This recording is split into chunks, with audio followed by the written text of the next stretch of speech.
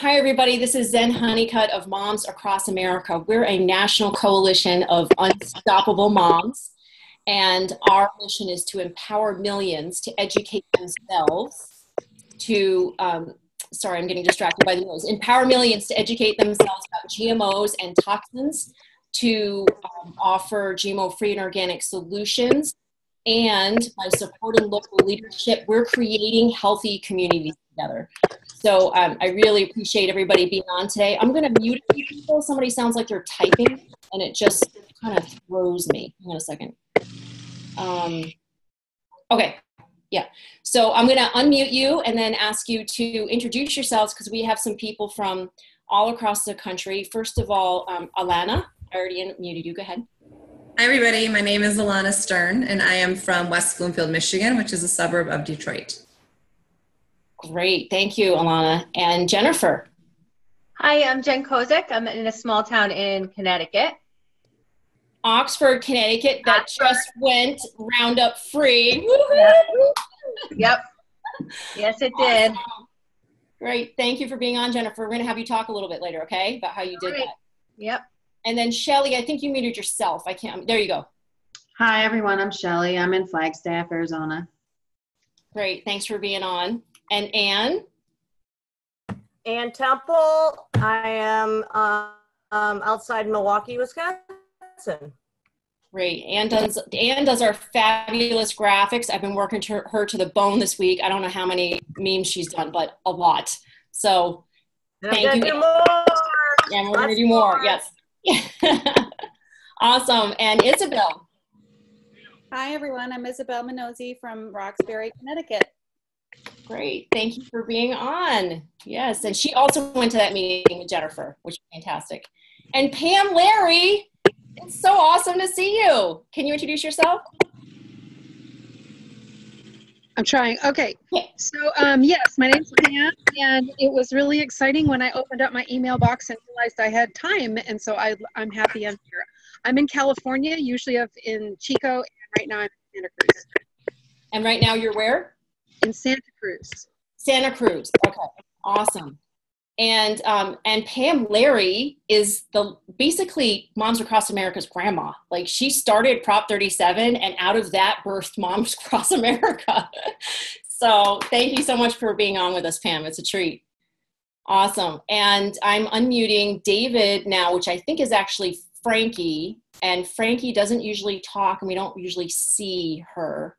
So Frankie, if you want to say hi, she's got some visual issues going on. Otherwise, you can put it in the chat box.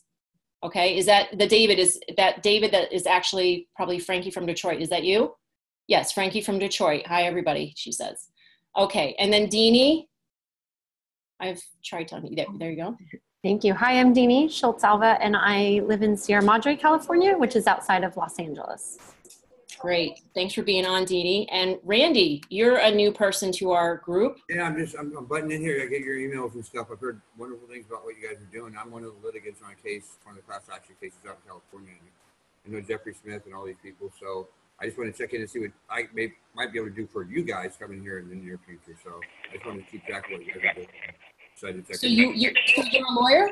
I'm from Southern California. I'm in Bakersfield, California now. I just moved up here from Southern California. Okay, and are you a lawyer? Is that what you're saying? No, I'm not a lawyer. I'm one of the actual litigants on one of the class action cases that's in the state. What litigants? Does that mean somebody that's suing? Then? Yes, yeah. One of the on the case, yes. You're actually in the case. Okay. Wow, great. Well, thanks for being on. We appreciate that. I learned about you, like, all the people, Jeffrey Smith and his group, just put it that way. So. Okay, great. Sorry, I'll unmute you, Meadow. Can you say hi now? Meadow?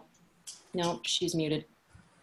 Okay, well, when you have maybe you're in a noisy place, but when you have a chance to unmute, that'd be great. Isabel, we already talked to, and Jill? Okay. Yes, I'm from North Carolina, Jill Bergener. Great, thank you for being on. And Lady Di, I'm gonna unmute you. Go ahead. Can you say hi? Lady Di? No, she's muted too. Okay, and then Cat Fury, you're muted. She might be hey everybody, in a noisy place. Can you hear me okay? Go ahead. Yeah, hi, Kat. Hey, just wanted to say I was at opening arguments and closing arguments, and it was fantastic. Really great. So awesome. Maybe you can chime in a little bit later what you want to say about what happened as well. And then Tamara, did you say hi? I have not. Can you hear me? Yes. Oh, cool. Hello. Where are you from? North Orange County. North Orange County. Okay, we have to connect. I'm from We Orange. have. Okay. All right, awesome. Well, yeah, I'm in Orange County too, so we definitely right. Okay, great. Well, thank you everybody for being on. Everybody knows about the case, right? Anybody raise your hand if we need to like recap the case a little bit? We can do that. So, okay, we'll go through it just a little bit. Hi, Ellie. Did you say hi? Let me unmute you. Did you say hi, Ellie? Yes, I did. You did? Okay. Well, anyway, Ellie's from Washington. Thank you, Ellie, for being on with us. Okay. So the case, the Monsanto trial was Johnson versus Monsanto, a school pesticide applicator who sued Monsanto for exposure to Roundup and Ranger Pro glyphosate-based herbicides. He was spraying 50 gallons an hour, 150 gallons in a day, one-time spray. And he had no idea it was carcinogenic, and therefore got non-Hodgkin's. Oh, and also had 3 to 4 exposures where the hose broke or a backpack hose broke, so he was doused in it, despite the fact that he was wearing protective gear. Okay, and it got through the gear. The water, in some cases, water did not get through, but Roundup got through, and that's because of the surfactants like POEA, which is banned, by the way, in some countries in Europe, but not here, right? So it got through and it got on his skin and he began to get lesions. We believe, I don't remember the exact time, like Kat, maybe you remember, but I believe it was about 9 months to a year later, he started to get lesions, especially after the repeated exposure. And then he called Monsanto and said, I'm getting these lesions. Could this be connected to, the exposure to Roundup? And they did not call back. There was a person who listened to him and recorded it, and we could see the transcripts, right, of like what was happening, but they did not call him back. And he called twice. Once, I think the next time was about 9 months later or 6 months later when he was exposed again.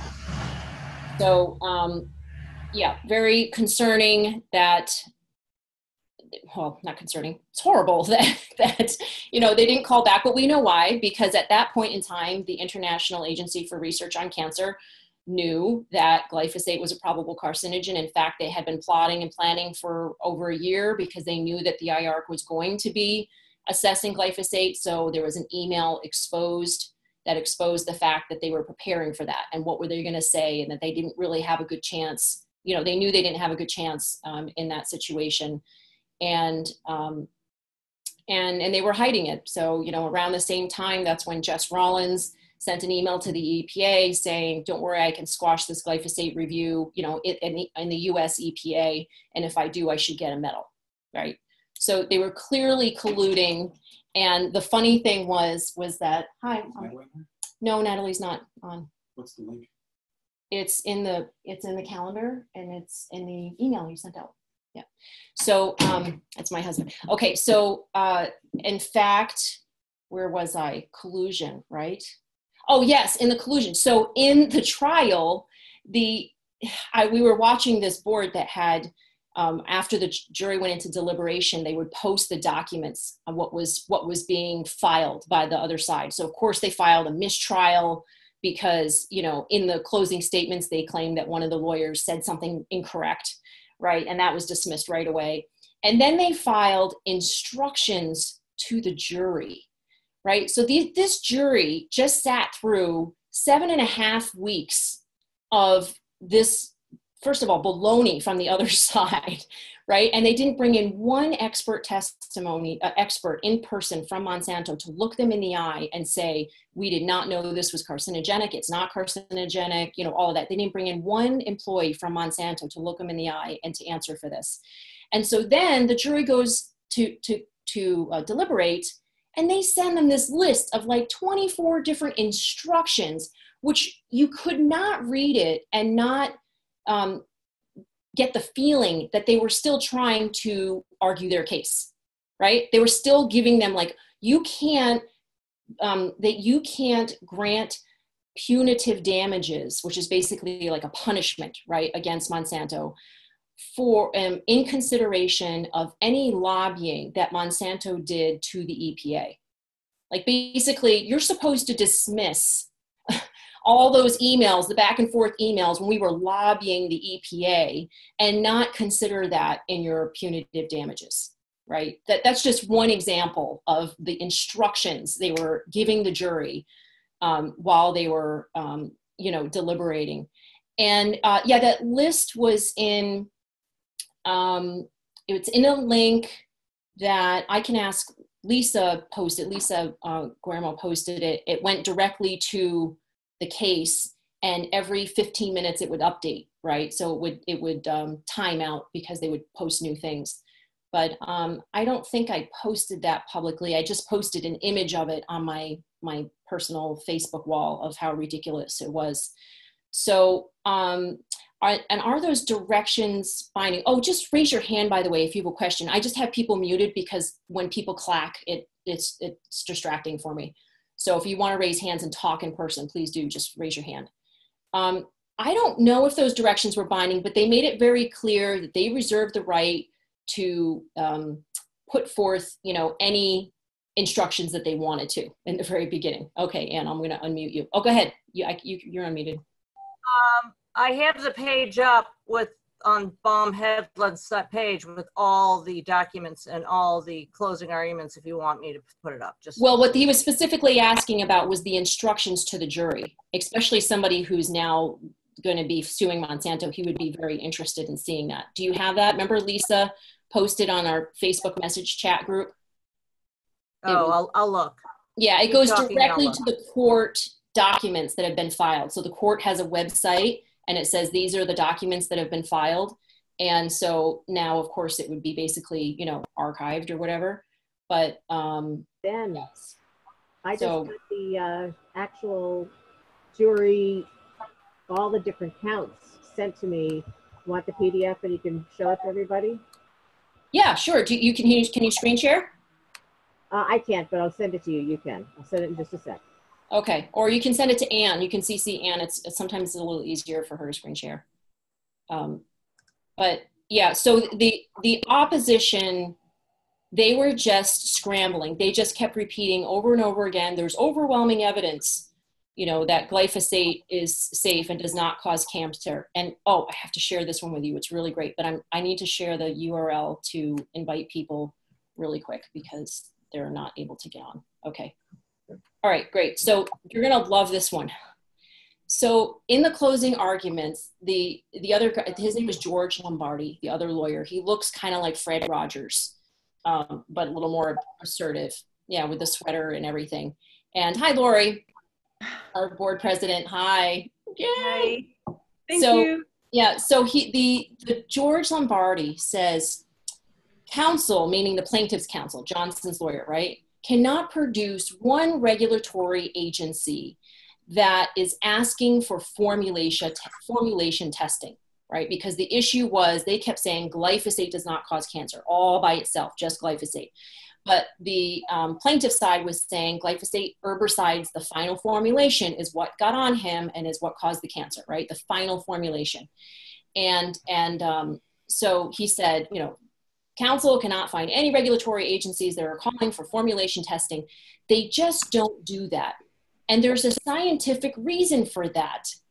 If you make the animals sick, you can't study them. you like that one, Pam? Wow. Yeah. I was like, Art, what? You just stuck your both feet in your mouth at the same time. How can you, what were you thinking? So I'm sure the jury enjoyed that one, and it might be part of the reason why it was a unanimous verdict for, guilty on all counts. there was only one person who voted no against the punitive damages, the $250 million. But what I'm thinking is that that person wanted to give them the $400 million that the plaintiff's lawyer asked for, and he was the holdout that said, no, we should, ask for more money. That's where I'm going with that, instead of, him disagreeing with the $250 million. So, but I don't know. No, don't quote me on that. But I just would like to imagine that he said he was thinking, we need to sue them more. So it was a very, Kat wants to comment on Brent's statement. Yes, please do. There's so much to add. I mean, it was, 8 hours of, well, maybe not 8 hours, 2 hours in the morning, 2 hours in the evening, another half an hour of closing statements. There was a lot of information in the closing statements. So go ahead, Kat. Well, the thing I thought was fabulous was that Brent went through each of the different aspects of what was allowed and how they needed to consider their verdict, because he said this is not a murder case where you have to prove beyond a shadow of a doubt that someone is guilty of murder. He said this is a civil case. So what you have to do is decide whether you believe Monsanto acted with malice. You have to decide whether you believe that it is possible that glyphosate / Roundup could have caused Lee's cancer. And so each of the different counts that they brought, he made it really, really clear, because he showed the actual document. He showed the actual way that they need to consider what it is they're going to decide on how it works. And that was really helpful for me as a visitor to the court, because I was worried, oh no, if they can't absolutely prove beyond a shadow of a doubt that this ... And what he made it clear to the jury and to the people who are watching was, it's not about absolute proof. It's about, if you think this is possible, yes. If you think that is possible, yes. That it was likely to have contributed to his cancer, and that his cancer might not be at the stage it was at that point in time right now as he's sitting in court if he had not been exposed. So he could have already been getting cancer. And just that exposure of Roundup and Ranger Pro exacerbated the cancer is all that they needed to be. They needed to just consider that it was likely that happened, that those products, exacerbated the cancer. They didn't even have to cause the cancer. So, and he had this chart up that showed 50 to 51%. All they had to do was think 51% likely that Ranger Pro and Roundup, his exposure caused it. And also, I mean, the really damning one was that the company knew. They all unanimously agreed that the company knew that this product could be carcinogenic and did not warn him either by the label on the product or over the phone when he called. And they were all unanimous in that agreement. And so he did a very good case for that. And yes, they were about 5 or 6 different points. If anybody has those and wants to pull those up at one point, we can go through those. But they very agreed. I just sent them to Anne, so Anne should have that document. Okay, great. And one thing that I want to point out that was interesting, the jury report document. Yeah, here we go. Yeah, so the jury was, the judge seemed to rule in favor of Monsanto a lot. And what I just would like to know from a lawyer if this is what usually happens. Do they usually say, here's the verdict form. We, the jury, answer the questions submitted as follows. Are the Roundup Pro or Ranger Pro products ones about which an ordinary consumer can form a reasonable minimum safety expectations? Yes. Okay, so that statement makes sense. And they did that because they've been claiming, right, that it's safe. And on the product, on the label, it doesn't say warning, it doesn't say danger. But what I like to point out as I go through these questions is just that none of them say guilty or not guilty.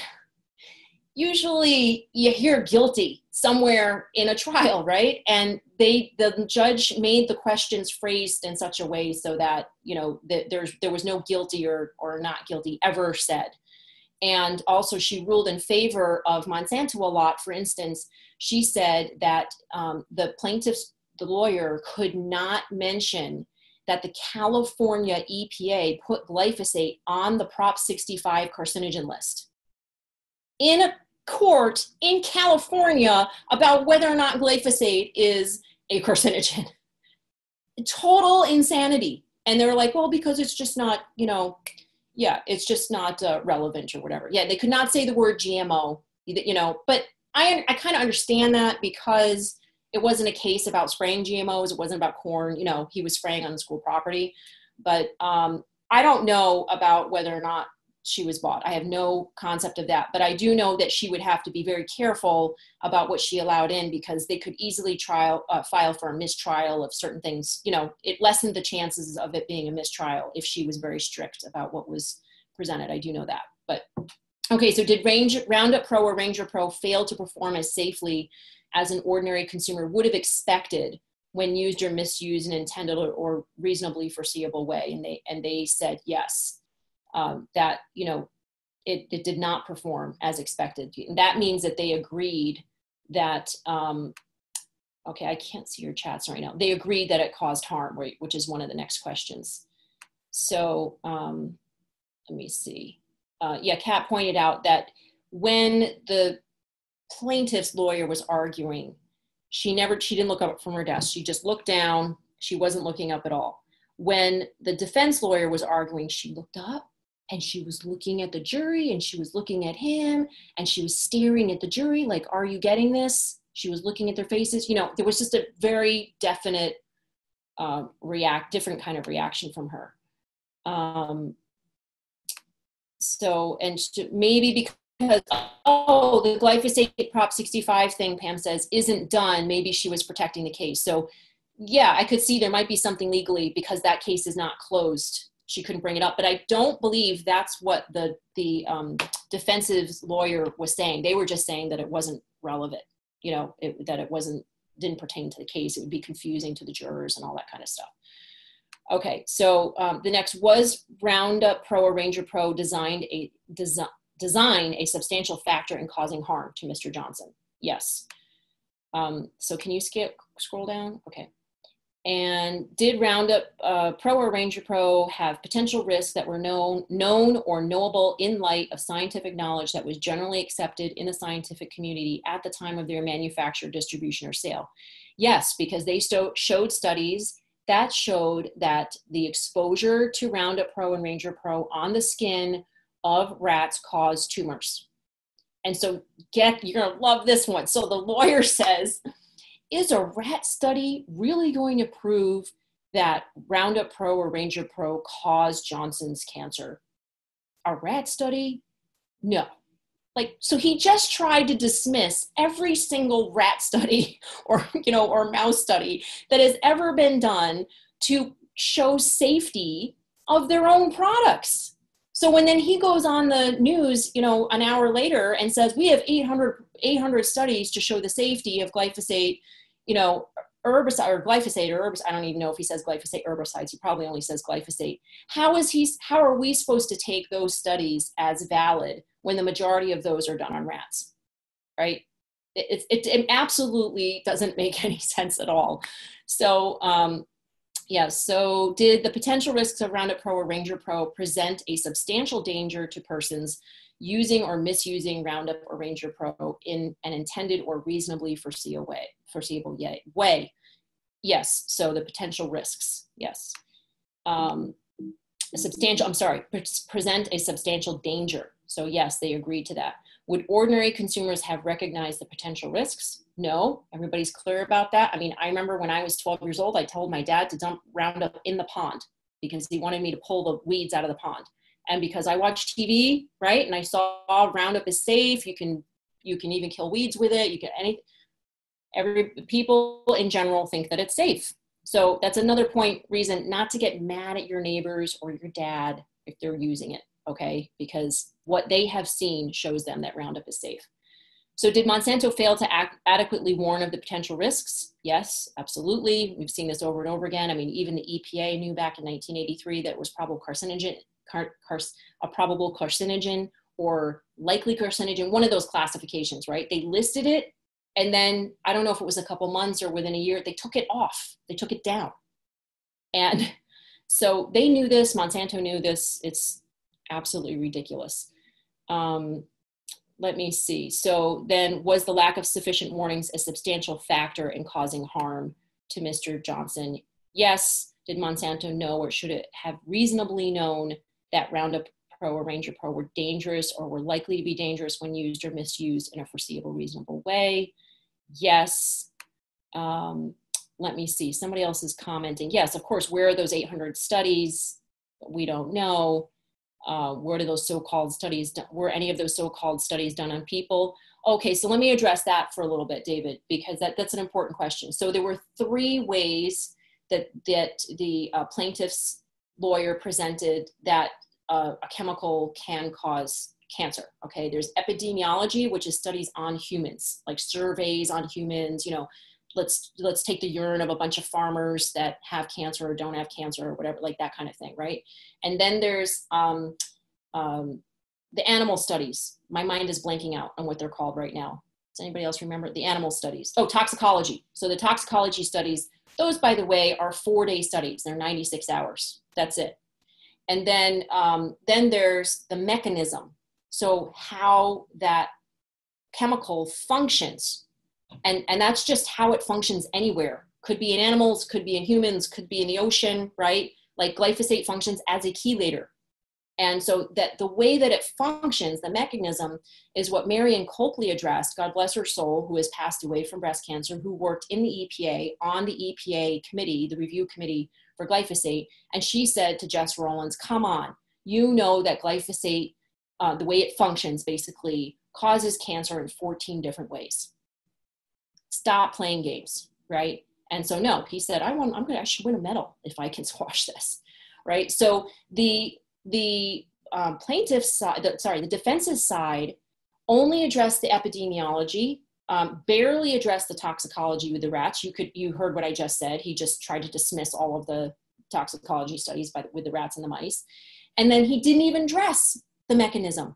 Didn't say one word about how glyphosate works and the function of it. So that was very telling, and Brent Wisner was brilliant in pointing that out.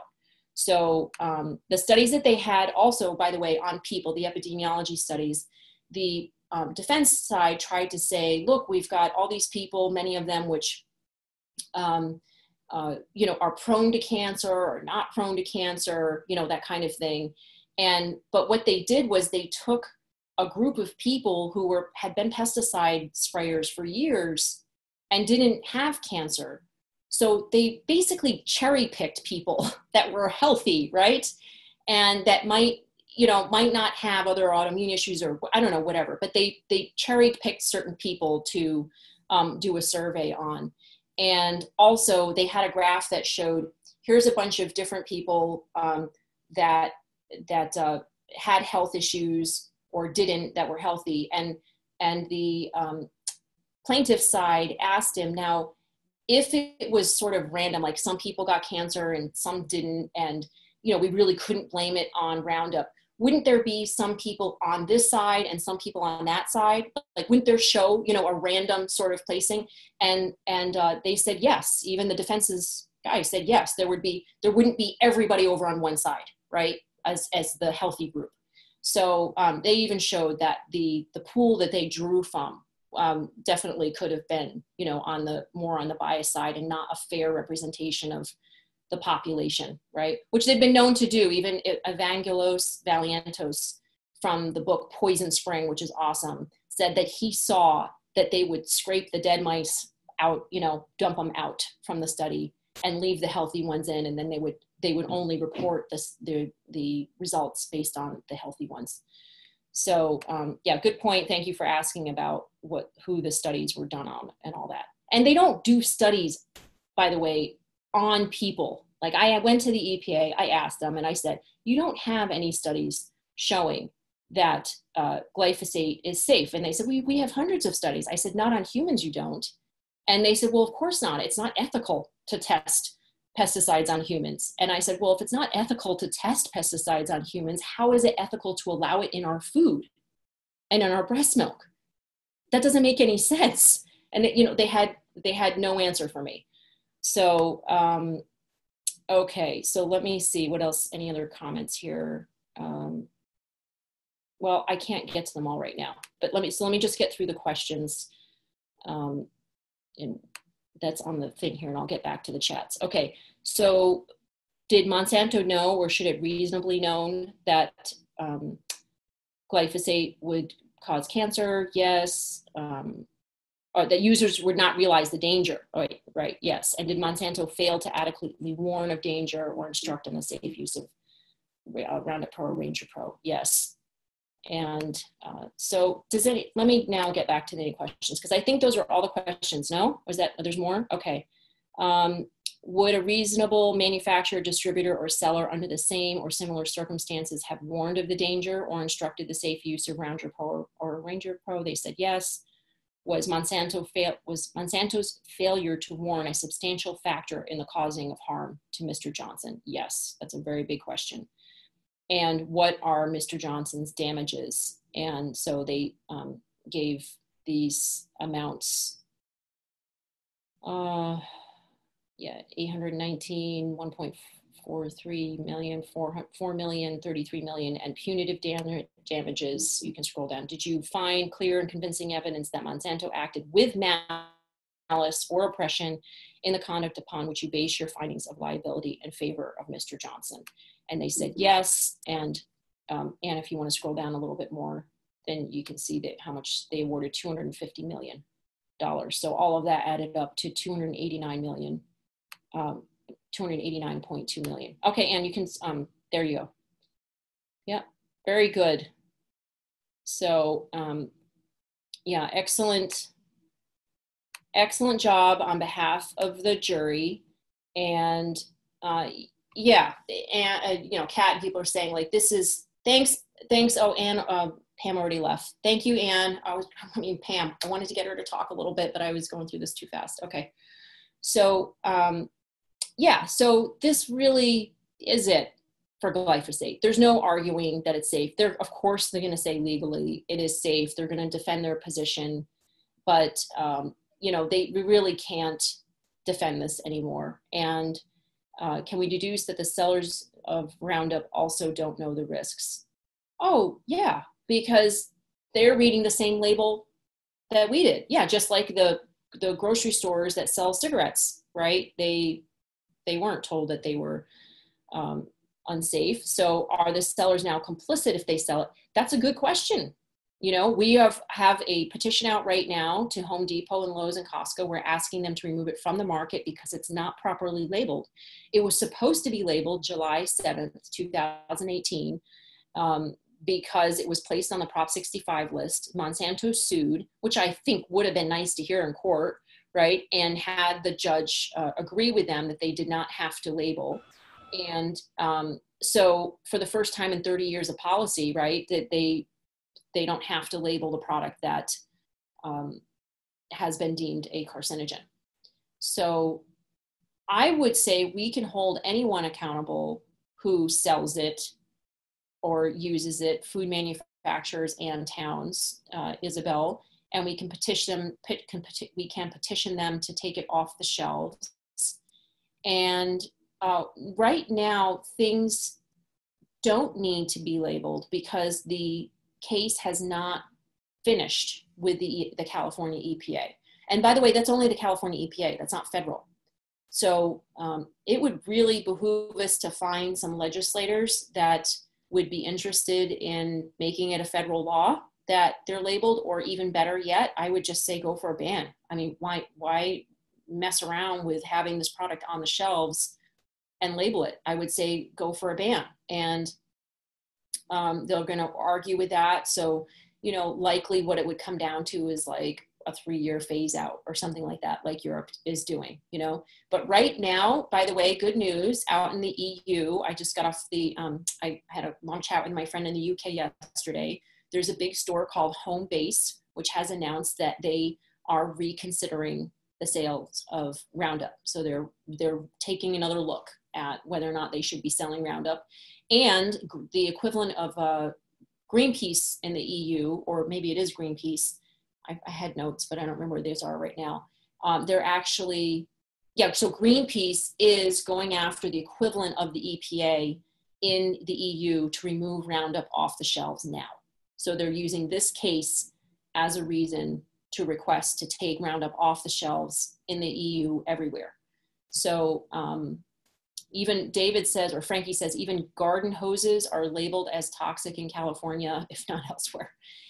Yeah, I mean, you go into McDonald's and there's a little sign, right, that says there's food here that's made, you know, or there are carcinogens, you know, present. Basically, when they cook the oil to really high temperatures, that oil has been known to be carcinogenic. So they have to have signs outside of, you know, fast food stores. So Greenpeace is suing in the EPA. Yes, I mean, suing in the EU. Yes, they are suing to have to ban it completely, I believe. And also, but the news out today was to remove it off the shelves. So a lot of people in the EU, Greenpeace and the other activists, don't agree with how the vote went through, right? Because the German minister changed his mind.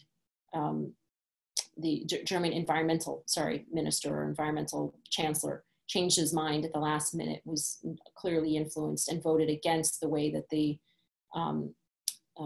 Merkel would have voted, who was the leader of that country. So if you guys want to take yourselves off chat and talk, I don't have to be talking all the time, but yeah, so food and beverage manufacturers are telling them to demand their sources are not sprayed with Roundup, or should it be their responsibility?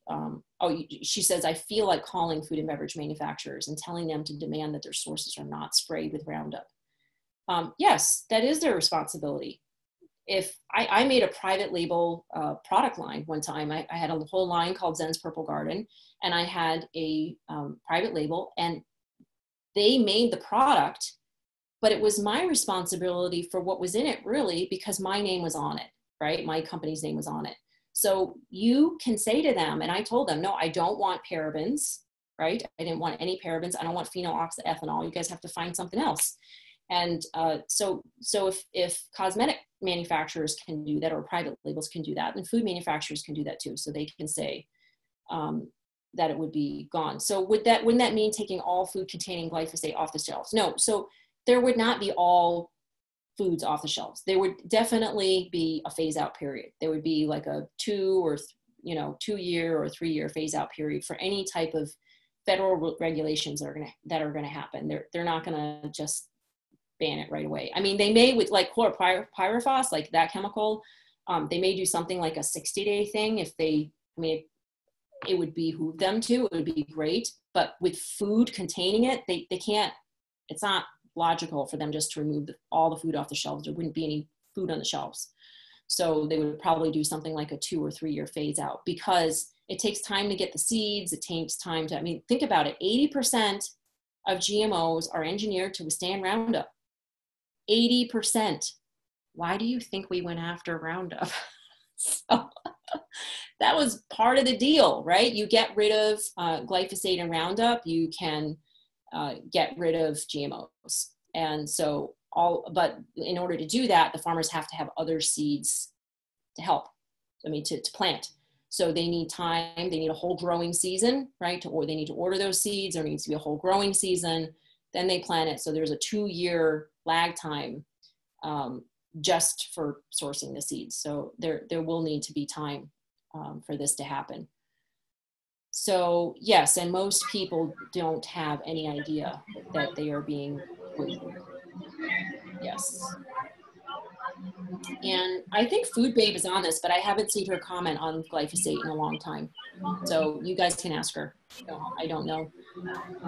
But the FDA, well, they have, I believe they have tested recently for glyphosate and honey and oatmeal and all of that. They have tested, but they didn't test a long time ago. The EPA did a small pilot test of like 300 soybeans for glyphosate even before we did, and I didn't find out about this until later.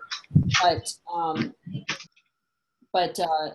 they didn't make it public. They didn't do anything about it. They didn't say anything about it, and so it wasn't public knowledge, and there wasn't, you know, a lab that we knew of that would be able to test for glyphosate. So just to give a tiny bit of background, I just want to say another reason why this is so important. And please, again, raise your hand if you want to, you know, chat and stuff. But back when the GMO labeling thing was happening, right, we were just focused on GMOs. And it wasn't until after the first parades that I saw Jeffrey Smith interviews Dr. Stephanie Seneff. And I had talked to Howard Vliger, the farmer, about glyphosate, but it just wasn't really on our radar. We were really focused on GMOs. And because I couldn't get a hold of Stephanie Seneff, she was in Hawaii, I reached out to Anthony Samsel. And because I was marching 4th of July parades in Connecticut, he was in New Hampshire, I went up there and interviewed him. And so when he told me that glyphosate is not just being sprayed on GMOs, it's being sprayed on non-GMO food as well as a drying agent, right? Wheat and sugar and peas and beans and legumes and all that. I felt like I got punched in the gut. Like I was so depressed. I'm like, this is so much bigger than just GMOs. This is the entire chemical farming system. So I knew we had to take this on. And I contacted the farmer friend of mine, and he said, Zen, you can't do this. It's so huge. It's much bigger than GMOs. It's not gonna happen. And I said, I don't care how big it is. We have to do this. It's just, this does not work for life on the planet. So I said, we need testing. We need a lab that will test for glyphosate. And so I bugged him for that for about a year. And finally he came back and said, I found a lab that will test for glyphosate. He actually, the dude used to work at, the lab owner used to work at Monsanto. So he knows what's going on there. And he has his own lab now, and we can trust him. I've known him for 30 years. And, you know, Monsanto will leave him alone because he did used to work there. So we sent him, we put the meme out and said, you can test for glyphosate. And this was a big deal. No other labs. I had been asking like 6 other labs and doctors and all this stuff to test my kid for glyphosate, and they wouldn't do it. So we put that meme out, and 33,000 people saw it in like 2 hours, but only 40 people sent in their samples. And God bless those 40 people on their own dime, right? They paid for their own test. They paid for their own shipping. We, Moms Across America, didn't have money to do anything. We just made it available, right? I made up a meme by myself. It was terrible. I didn't have a graphic designer then. And so people sent their samples. And then Sustainable Pulse called me, Henry Rollins, and said, do you want to test for breast milk? I was like, yes, we would love to test for breast milk, but we don't have any money, and I don't know how to get breast milk. I said, well, actually, I could call some breast milk banks, right? So I called some breast milk banks, and they all said no, because I said I wanted to test for chemicals. I didn't say which ones. But so then I thought, you know, there's got to be a way.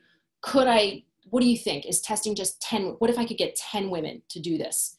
Would that be enough? And he said, yeah, it's better than nothing. So I just picked up the phone, and for a couple of weeks, I just called moms. I said, I need you to send in your breast milk. This is urgent. This is a big deal. It's top secret. I need you to do it tomorrow.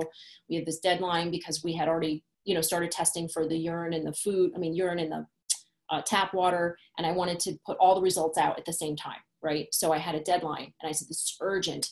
And so there was one mom that delayed things, left the milk in the backseat of the car and had to do it again and went back. And so that process did take 3 weeks. Across the country, I picked specific states, and these moms replied and sent in. Some moms didn't, but eventually I got 10 moms to send it in. And one of the moms didn't know about GMOs and glyphosate. She was the friend of one of our supporters, and her breast milk was the one that came up 166 parts per billion. And so from then it all cracked open. People from Maui and Germany and Europe and people from all over were messaging me and saying, this is amazing. This is gonna change everything, right? This is, it shifted, right? From just GMOs to the whole chemical farming issue. And it was very smart on Henry Rollins to, you know, support this and for us to get together and make this happen, because he pointed out that DDT and PCBs were found in breast milk, and 5 years later they were banned. So I was like, this is it. So when he told me that, I was like, more than ever, you know, we've got to get this done. So that's just a short story about why, you know, I think this is such a big win for us, because it just puts this more in the category of it's going to be banned. So everybody just imagine it being banned, okay?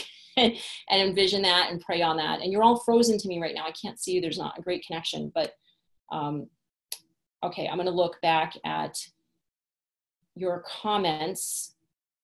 and raise your hand. I can't see you to raise your hand if you, okay, so Erin Brockovich, we can reach out to her again. She did post about finding glyphosate in wine, I think, and maybe in breast milk too. She did post that.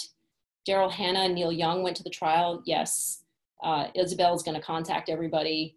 And the FDA did have glyphosate testing program and gave it up saying it was too hard and too expensive to test. Yes, they did. After we tested, about a year or so later, they did start testing for honey and glyphosate. And guess what? This was very interesting. It was about, I think it was the same week or the week after that I sent the information to the FDA, the EPA, and the CDC that we found glyphosate in all 5 childhood vaccines tested. That same week, the news came out that the FDA was going to stop testing for glyphosate because of concerns about the methodology. So isn't that interesting? We let them know that glyphosate is in vaccines, and all of a sudden they can't test anything for vaccines. I mean, anything for glyphosate, right? I found that to be very interesting. Okay, and then Kat said you wanted to address something. Was it the glyphosate testing program, or was it something that I was talking about at the time?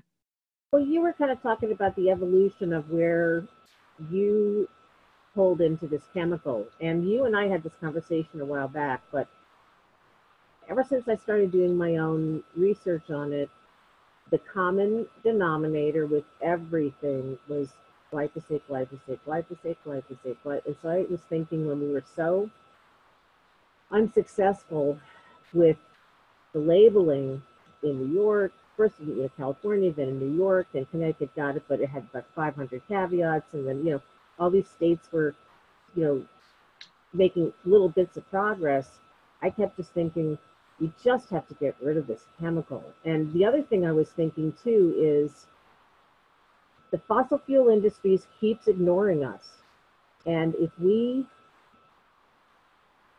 somehow link with the fossil fuel industry divestiture and explain to them, without fossil fuels, you can't even make glyphosate. And glyphosate/industrial farming is responsible for over 40% of the greenhouse gases. And they still won't pull those puzzle pieces into their entire picture. So that's kind of where I thought we should just forget about the labeling, because why are we going to label a toxic product anyway? Yeah, well, that was something that other people that were working on strategies said from the very beginning. We can't talk about the health issues of GMOs, right? Because if it's not healthy, why would we label it? We would just take it off the market. I'm like, well, then why don't we just work on that? And they were like, no, that's not how it works. Yep. I was like naive, and that kind of thing. That they were like, you just don't go for that. But what I point out in my book, I hope you guys have read it or seen it or have heard about it, but what I point out in my book is that we don't want to compromise in life, right? We don't want to settle. But the fact is that when you pitch something, you say $100, the person will say 10, right? That's what happens. So if you go out there to negotiate with politicians with a lot of money, and you only ask for what you, like the bare minimum of what you want, you're going to get less than that. So that's why when I hear people in the health freedom movement and other people posting online, well, now that glyphosate is known to be a carcinogen, let's ask our school to at least spray it on Friday instead of during the week when our kids are, on the playgrounds. That way it can dry over the weekend. And I'm like, no, don't ask them to spray it. Tell them to stop spraying altogether. You got it, folks? We have to say we have to set the bar high for what we really, really want and what needs to happen, and not compromise our ask from the get-go. If you compromise your ask from the get-go, you're going to get lower than that. So please go for what you want. Go for the ban. Go for discontinuation. Go for, trying organic landscaping instead. So Jennifer, do you want to say a little something about that? I've been talking way too much. Can you unmute your, want me to unmute? Sure. Go ahead. So Jennifer, tell us what happened in Oxford, Connecticut. Yes. So exciting, and Isabel came along with me for moral support. What we did was we contacted the chief person in charge of the spraying in our town. I started a Facebook, we have a neighborhood Facebook page. So I kind of started it there because I wanted to build some momentum and bring some people to get mad. Luckily, what happened was we had some very overspraying in our town, and so it was kind of easy to do. So it kind of like fell in my lap that way because people were mad. They were more mad that their grass was killed than they were that they were spraying glyphosate. But I was surprised to see how many people really were awake, and it just got the whole conversation kind of going. So I had some townspeople call town hall first, and we kind of got the whole momentum going. So they kind of knew the phone call was coming. And then I got in hold of the chief person in charge of the spraying, and in the meantime got a hold of a local organic farmer that actually does contracts all over the state. And little did we know that she was a pretty big company actually, and got her to come speak on the behalf of solutions for our town. And basically right there in the meeting, he ripped up the contract for True Green and, signed, a $9,000 or $10,000 contract with this company. So, it was about twice the expense. But what they explained was they were going to go out 3 times, and that the townspeople weren't going to get all pissed off because they were going to be very careful in the way that they were spraying. They wouldn't be spraying, and so they were going to be using agricultural vinegar, some steaming solutions, and other things that I think they have some kind of burning technique too that they use. But all organic methods, and she happens to be certified in organic farming, so it was just perfect. It all kind of fell into place. I was so happy. It was really kind of a done deal, but I really feel like it's very important to kind of set the groundwork first. I think that by getting the whole town kind of on fire about it at first, and then kind of going in with the solution.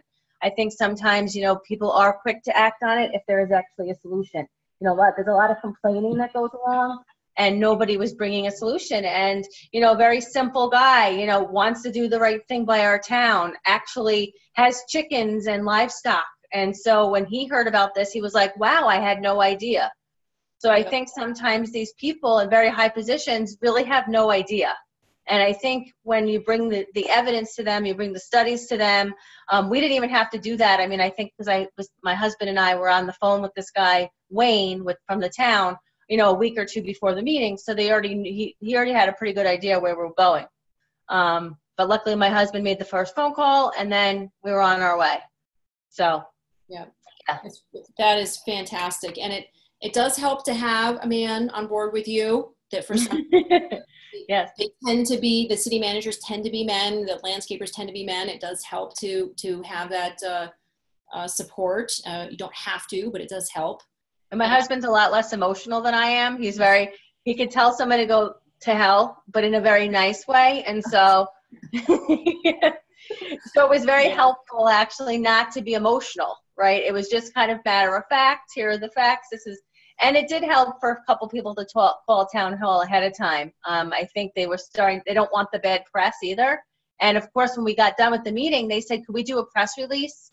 They want the positive press. So I said, sure, absolutely. And we did one with you, Zen, and I think the farming company did their own also. And so they got some good press. It's all about what they look like to everyone too. So the first selectman's going to be up for election pretty soon. So that always helps. Also. Yes.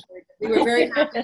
So Jennifer's marketing company, or somebody wrote up a press release, and I tweaked it a little bit based on the outcome of the trial. I said Oxford, Connecticut residents can breathe a sigh of relief, right? Roundup and Ranger Pro will no longer be sprayed in their town. And so we connected it to the trial, which is pertinent news. So we hope that more people will pick it up based on that. But we think we're going to see more and more cities and towns going in this direction. So I'm really, really excited. And I shared it everywhere, and I explained, that your website has the toxic-free campaign information on there, because a lot of people want to do it, but they have no idea where to start. So I thought that was very helpful to have that. So now is the time, if you have volunteers in your area that have been wanting to do something, this is the perfect time to say, listen, here, go to momsacrossamerica.org, click on action and Toxin-Free Town campaign. There's talking points. There's a letter to your representative. There's town hall talking points, letter to your representative.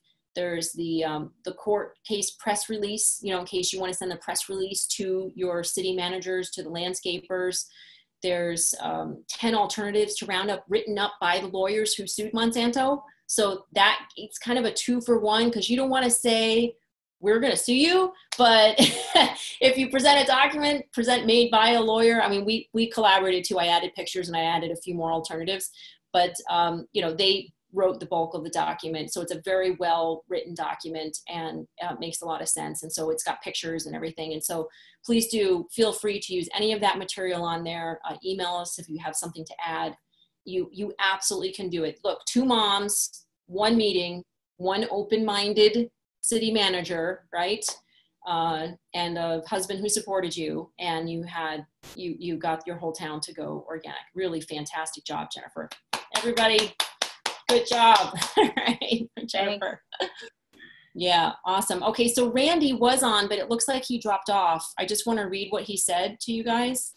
So he said, thanks, ladies. I appreciate you allowing me to just introduce myself this evening as a plaintiff diagnosed with NHL in 2005 after using Roundup from 1986 to 1992 on a weekly basis for weed control in a large apartment complex in Southern California and Arizona.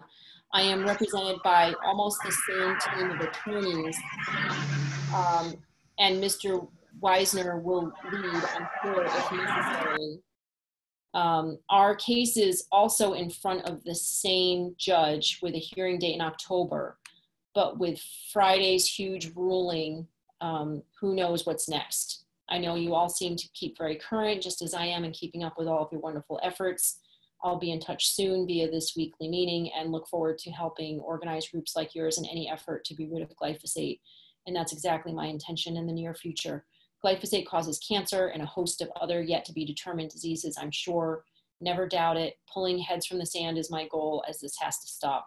Keep fighting the good fight. It is highly appreciated. And that's from Randy. I'm not going to say where he's from, because I don't know if they're really supposed to be talking about the case. But yeah, so thank you, Randy, for being on. We appreciate it. And, you know, we do need to give some acknowledgement to not only the plaintiffs, but to the juries. I mean, this is huge, to devote that much of your life, right, to hearing about these chemicals. And there was some really complicated and outright boring information. I mean, they spent a whole day on a Tyvek suit, you know, a whole day, you know, and days upon days talking about these epidemiology studies, and the science was very complicated.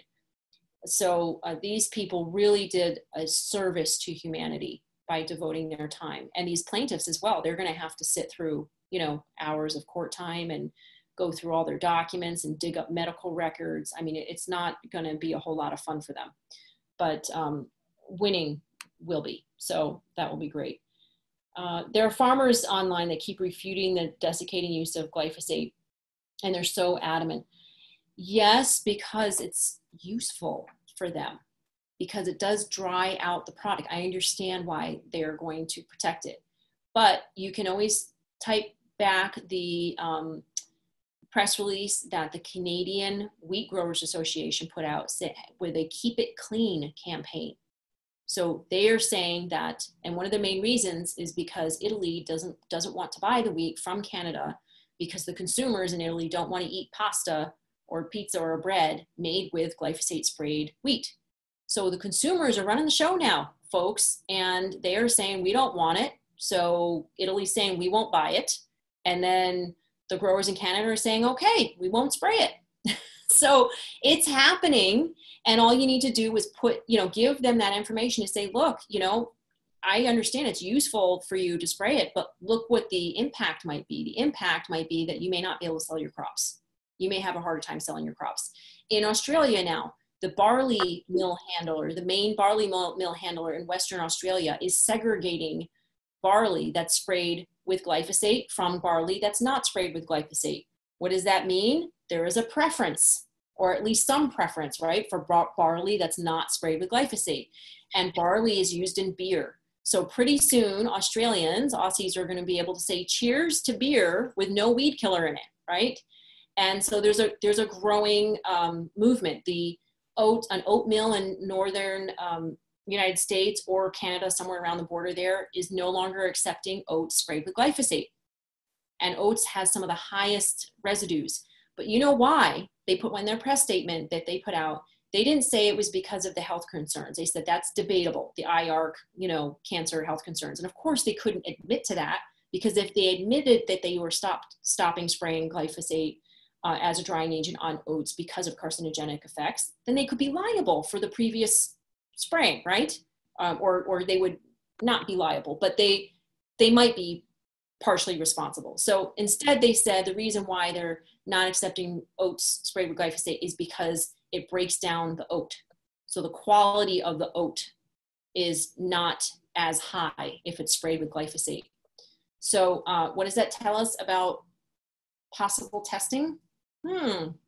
Should we be wondering about the quality of wheat and sugar and other things that are sprayed with glyphosate as a drying agent? I think so. I think there needs to be some testing done. So wheat, oat, barley, sugar, beets, corn, soybean, etc. Right? Yeah, and a lot of people use it as a drying agent.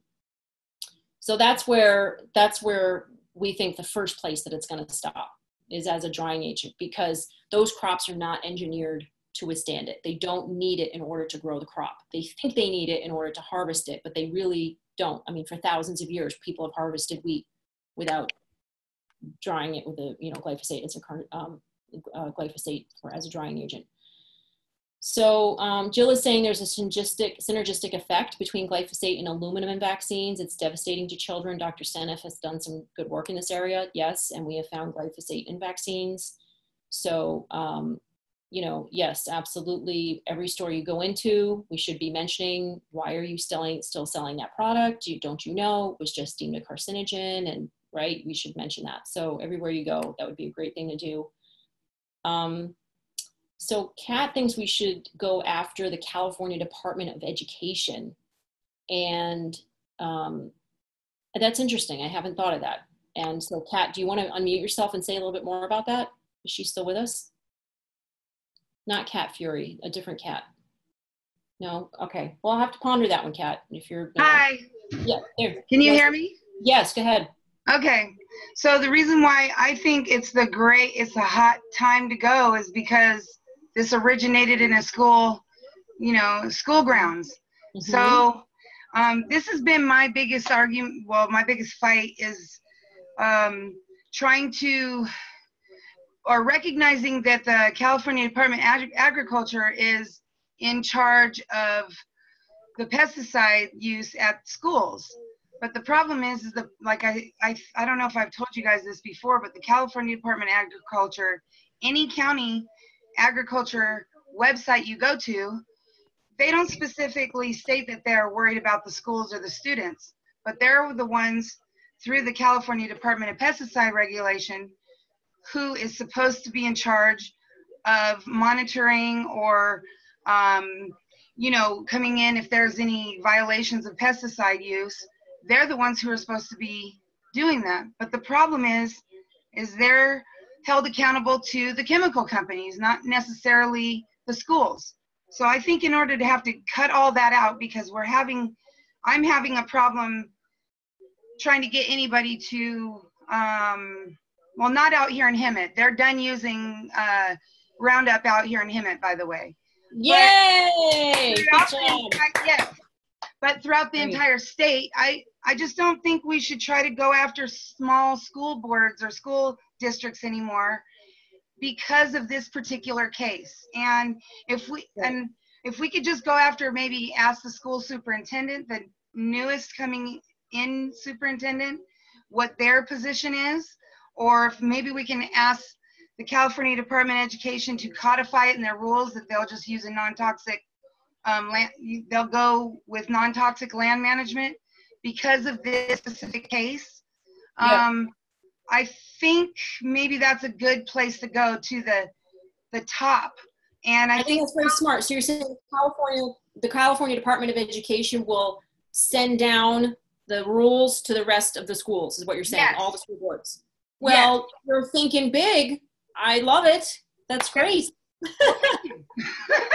And so again, I think this case, now I did ask Tony Thurman, he's actually running for superintendent of this California Department of Education.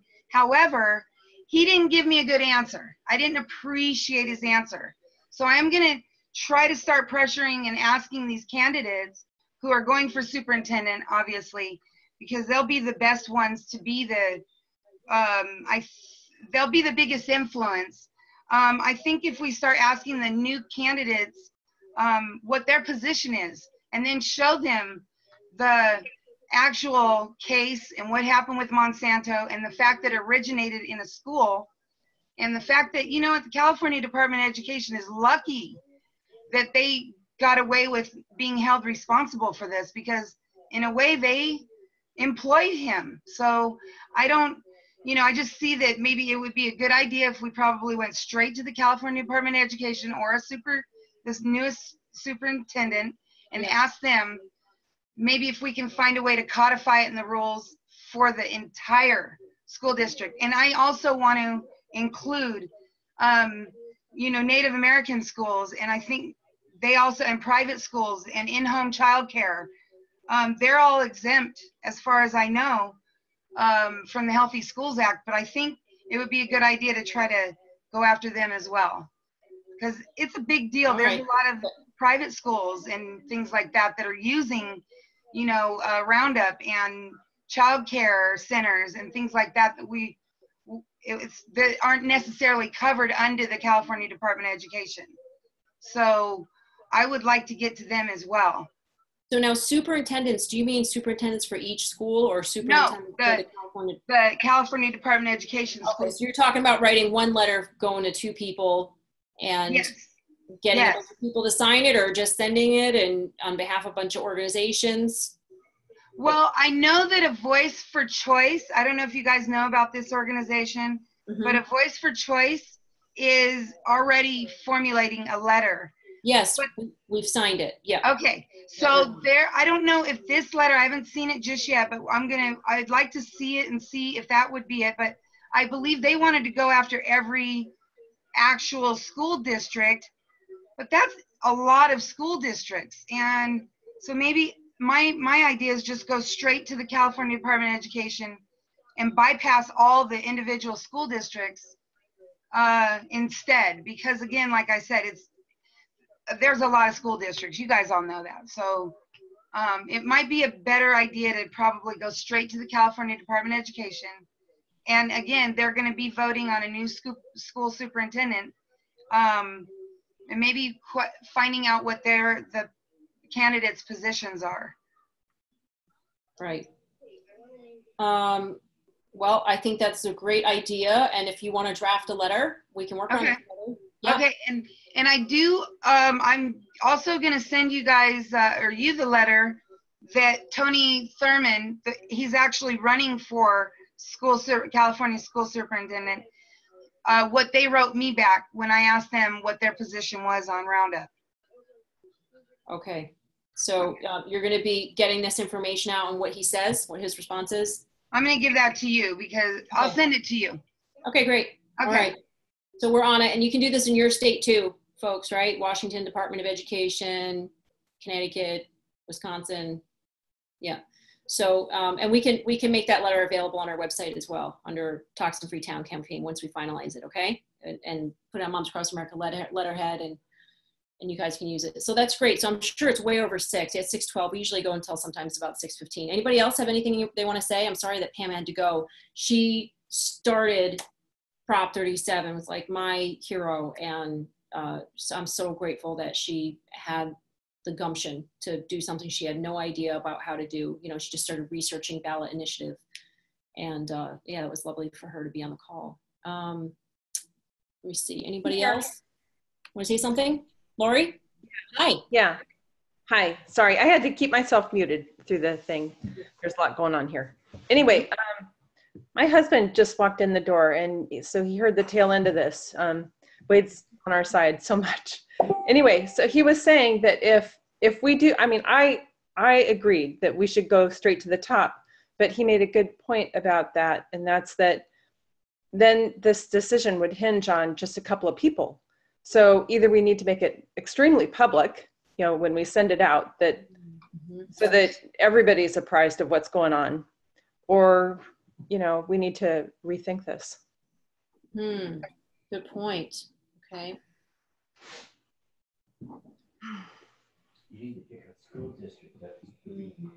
Okay. Maybe pick a couple of very forward-thinking school districts first, and then go to the top.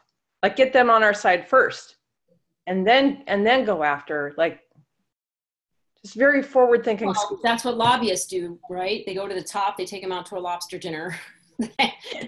Well, no, what I'm saying is go to like schools that would be forward-thinking schools, get them on our side, get them to do it, and then go to the top and say, look, these guys have done it. It's doable. This is the right thing to do. I know it might take a little bit more time. Well, we already have some. I mean, Irvine did, Marin County, and Capistrano district, I think right now. I don't know why I'm not remembering the name of my school district, but yeah, so there are many school districts. I think Laguna Beach School District, there's many school districts that have not, are no longer spraying. Yeah. Well, then in California, you're already there. Yeah. You know, I'll have to find out about where we stand in Washington State. But yeah, so you're already there. So it's a good time to go to the top. Yeah. Especially with what's been going on.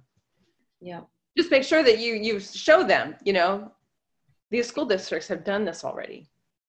Yeah, and I think working with Beyond Pesticides and Non-Toxic Irvine that has a lot of this information too would be really great. They probably already are working on this. I hope they're already working with a Voice for Choice. But yeah, there's groups that are already working together, which is really, really good. I can't encourage everybody enough to work together with other groups. And when somebody's trying to do something in a way that you don't like it, just be open-minded, because at least they're doing something, you know, and you know, really, yeah, try to work together with people. Okay, so I have a quick question about healthy schools.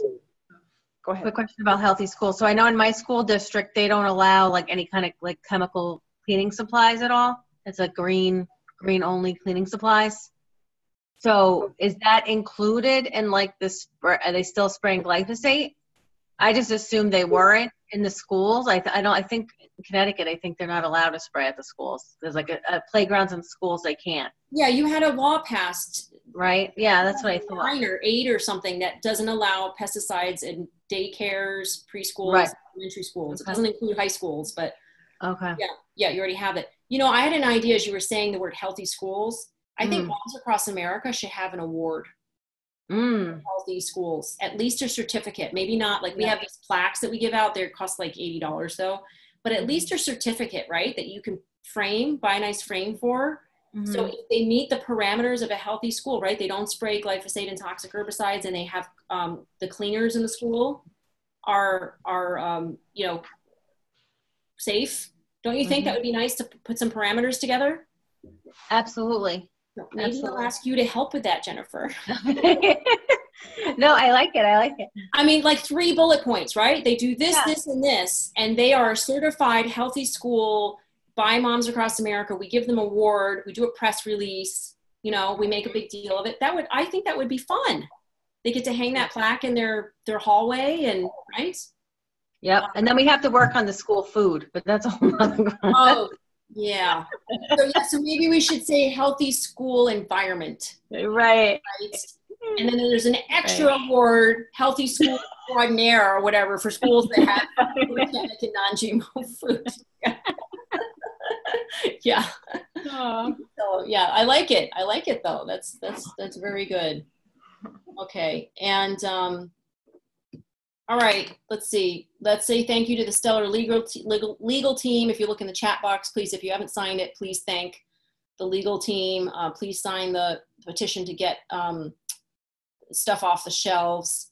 And just FYI, we're not going to use change.org again, because we did not know that at the very end where it says donate, that doesn't go to us. That goes to change.org to push the petition out. Oh no, I think I just donated.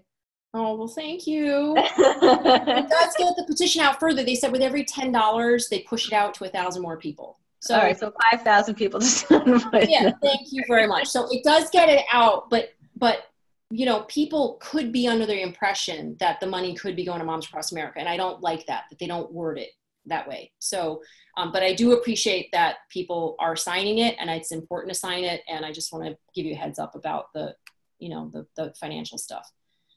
So, so David asked, Jennifer, did you call the press or TV stations first before you went to this meeting? So I didn't call before. I didn't even think about it. I thought about it afterwards. So I called them and I contacted them afterwards, but not before. Okay. Yeah. And I would think it might be good to do that for a meeting with like the city council where you've got 30 people showing up, right? And you're going to make a big statement and it's like, are they or are they not going to listen to us? Right. But when you're having an intimate sit down, it's probably better not to put them on the spot with the press. I mean, and that was difficult because originally my goal was to get people excited and form a committee of like 30, 40 people. And I was just imagining a big room.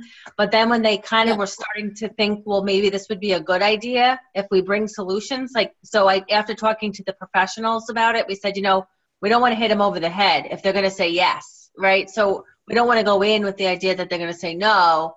We'd rather go in with, I know you heard this was a fantastic idea and I know you're on our side. So let's do this. Yeah. I guess it just depends on what you're dealing with at the time. But yeah, I was getting some agreement about making changes pretty quickly. So I didn't really, I think it would have just caused way too much anger and I just didn't want anger. I wanted all positive vibes, no negative vibes in the meeting. Yeah. So there's no one way to do this. No. Right? You don't have to build a website and have a marketing team. I know Non-Toxic Irvine did it really fabulously, but it doesn't have to be that complicated or take that long. I mean, maybe for them it was really necessary because they were one of the first ones, but it really doesn't have to take that long. So you can have just one meeting, especially if they're open-minded and there's been problems beforehand. And it was amazing to me that you said you were lucky because they just had this big spraying and everybody was mad about it. Who would think of that being lucky, right? But that's the way of thinking of an effective person, that any breakdown is an opportunity for a breakthrough, right? So if something bad is happening, people who are effective automatically think of, wait a second, what's the breakthrough we can create here? And I really have to acknowledge you for that, because a lot of people would just get mad and they would storm in and they would be angry and they'd be making them wrong, and nobody wants to listen to somebody who's making them wrong, right? Mm-hmm. So, no, they get defensive right away, shut down. No, I went in with the attitude that you guys are going to help us with this. I know this was very devastating to you as a town to get all these people mad at all of you, and we're going to make a difference. Very smart. Great job. The opposite way. Yeah. Very good. Okay, so Kat was mentioning that amusement parks need to be recognized as huge users of Roundup. I mean, think about it. You're walking around these amusement parks. Do you ever see a weed on those sidewalks? No, they are spraying all over the place. Golf courses, forests use tons of it too, right? And beach parks. Can you imagine? They spray around beaches. They do. And along riverways, around our reservoirs. Folks, I have seen in California the maps where they spray around our water reservoirs. And then because of that, toxic algae grows, and then they have to spray copper in the water, copper and zinc in the water. And did you know that copper kills semen, the quality of sperm? Yeah, it makes men infertile. So really not a good idea, folks. So will they be using dicamba now? Probably not, because there's already lawsuits out against dicamba and 2,4-D, by the way. So Center for Food Safety is already suing, and this fall they expect that lawsuit to, be presented and to have decisions made. So I think what's happening is that the pesticide applicators, farmers, landscapers, and the like are seeing that this is not working, right? There's so much going on with these toxic chlorpyrifos being banned, right? All of these chemicals, so much is happening, which is exactly what we wanted to have happen. If we shine the light on this one, really the light is going to shine on all of them. I think that they're seeing that poisoning the planet is not working and they need to go in a new direction. And that's why companies like the Northeast Horticulture, Northeast Organic Farmers Association, NOFA, right? And Northeast Horticulture Associations, all those are gaining more ground, and they're training organic landscapers. It's fabulous. New title. Ta-da! Organic landscapers. Although not new for them. They've been doing this for decades, right? But for many landscapers, that concept is new, right? They've been doing spraying for 20 years. So, okay, yep, people just agreeing that glyphosate is higher in desiccated crops, as they usually spray about 3 days before harvest. And glyphosate does not wash off, which is what really made me mad when I first found that out, because I was washing my veggies, right? Thinking that I was washing off pesticides. Okay, so yes, we'll share the template letter, and David asked every candidate running in their primary for their views on GMOs and glyphosate use. I don't think that's David, I think that's Frankie, that's here as David, but not sure whether to trust them. Even presidential candidates have lied to us. Yes, they have. Obama said he was going to label GMOs, and he did not. So Wade is saying, what if they say no, right? This is a big decision. It weighs on just a few people. Yeah, we'll think about that, but that doesn't mean that we shouldn't send them a letter and ask.